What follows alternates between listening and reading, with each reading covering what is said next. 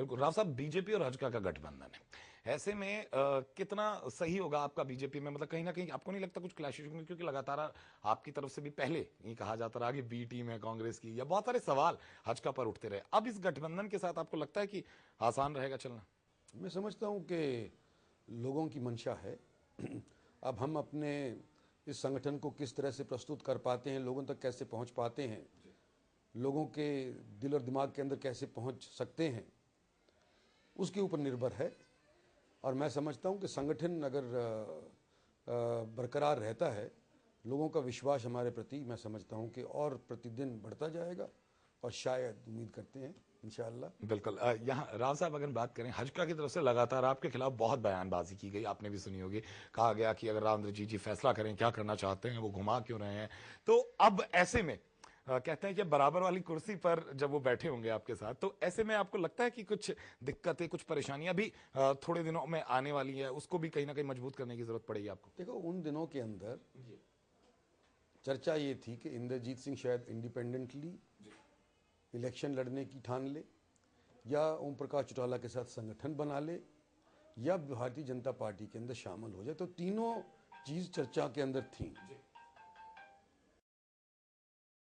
अब जब मैं बीजेपी के अंदर आ गया हूं, तो मैं समझता हूं कि पुरानी बातों को, अगर किसी ने मेरे प्रति कोई ऐसे लफ्ज कड़वे निकाले भी हैं, तो लिव एंड फॉरगेट वाली बात है। आगे मिल करके हम चलने का प्रयास करेंगे, चाहे वो संगठन के और पार्टी के सदस्य हों, या बीजेपी के खुद के सदस्य हों।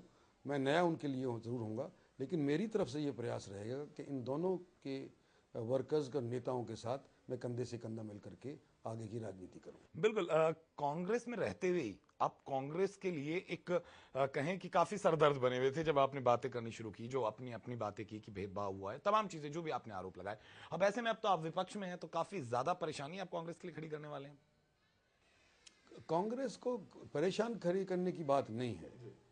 कांग्रेस को बेदखल करने चाहते हैं हम सत्ता सीम से, उनको परेशान करने की नीयत से नहीं। हम व्यवस्था बदलना चाहते हैं, ईमानदारी की सरकार देना चाहते हैं। कुछ चंद लोगों को मुनाफा पहुंचाने की जो नीतियां बनती हैं, उनको ख़त्म करना चाहते हैं। और अगर भगवान करे और जनता ने चाहा कि भाई बीजेपी की सरकार बनी, तो ये सारे पुराने मुद्दे जो हमने उठाए थे, इस पर इंक्वायरी करके पता करेंगे कि भाई कौन दोषी है, और अगर कोई दोषी पाया जाता है तो उसको सजा। लेकिन राव साहब, अगर हम बात करें जिस तरह की व्यवस्था करने की बात करें, आप तो बहुत सालों से लगातार जुड़े भी रहे, आप बीजेपी में आप नए आए हैं, वहां पर आपका मन जो भटका, अगर हम कहें, क्या सिर्फ प्रदेश में जिस तरह की राजनीति चल रही थी उससे, या देश में जिस तरह की चल रही थी उससे? दोनों चीज़ें। प्रदेश में तो मैंने बता दिया कि भेदभाव हुआ है, डेवलपमेंट के पैसे के अंदर भी, नौकरियों के अंदर भी, अनेक चीज़ों के ऊपर समय समय पे मैं कहता आया हूँ, सबको पता है। जी बिल्कुल।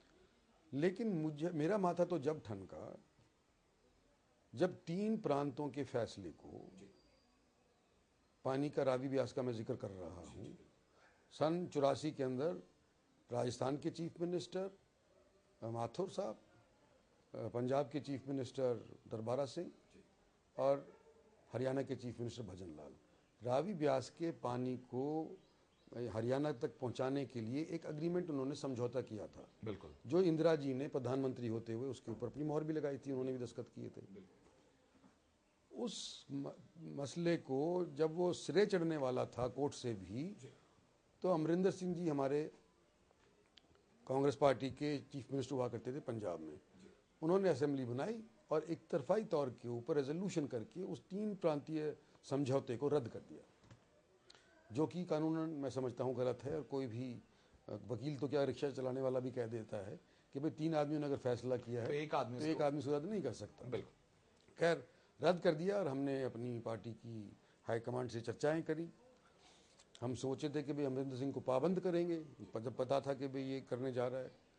तो अमरिंदर सिंह को पाबंद ही नहीं किया, बल्कि हरियाणा की हितों को नज़रअंदाज करते हुए उसको वो अपनी रेजोल्यूशन पास करने दी।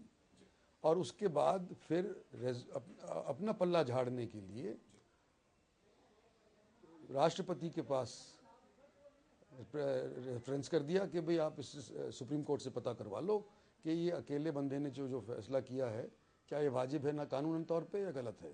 और वो प्रेसिडेंशियल रेफरेंस पिछले 7 साल से अब सुप्रीम कोर्ट के अंदर निलंबित है, ठंडे बस्ते में पड़ा हुआ है, और ना हरियाणा सरकार की तरफ से और ना केंद्र सरकार की तरफ से उसकी पैरवी हो रही है।